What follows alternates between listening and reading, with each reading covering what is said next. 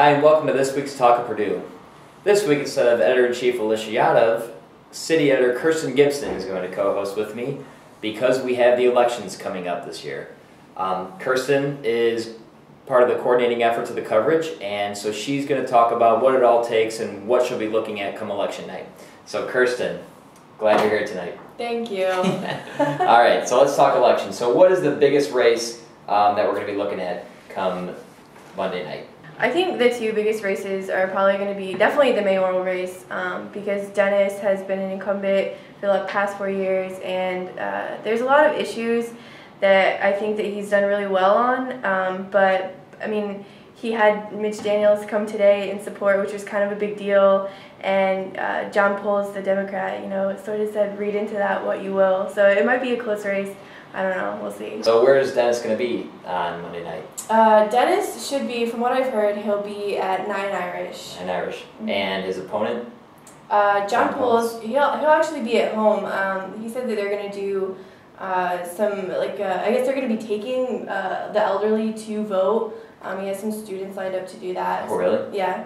Okay, so Dennis, this is the end of his first term, when again he would be going for a second term, right? Yeah. Then the other big race, District 1, which right. is two former Purdue students running, Eddie Van Bogart on the Democrat side and Josh Teasdale on the Republican side. Yeah. So what are we looking at there? Well, District 1 seat, the way that Eddie Van Bogart became city councilor was John Hoggett gave up his seat as District 1 city councilor and gave it to Eddie Van Bogart, who ironically, John Hoggett also got the seat that way from Paul Rolls originally.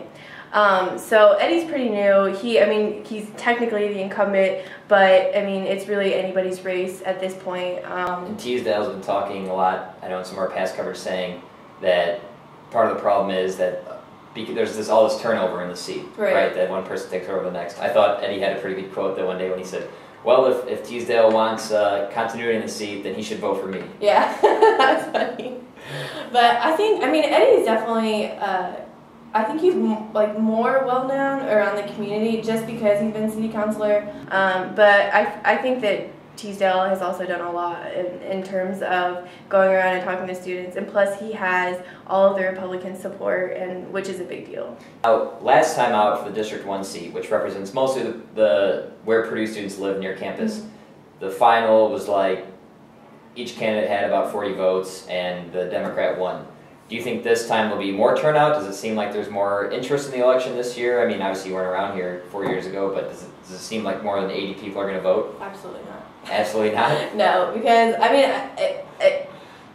at the debates and forums so far, the District 1 debate is going on right now, so I'm not sure how many students showed up to that, but it really seems like students they don't really know the issues, they don't know who to vote for and why. Well, in comparison, 5,000 plus voted in the student government election. Right, exactly. So that's odd that there's that big of a disparity. Yeah, they probably actually don't know what their city councilor would do for them. If I wasn't city editor and I wasn't so informed about local elections, I would have no idea who to vote for. Right. And there are so many things that affect students though that go on. Our rate's going up 60%. That's going to affect students, but they don't hear about that. Right.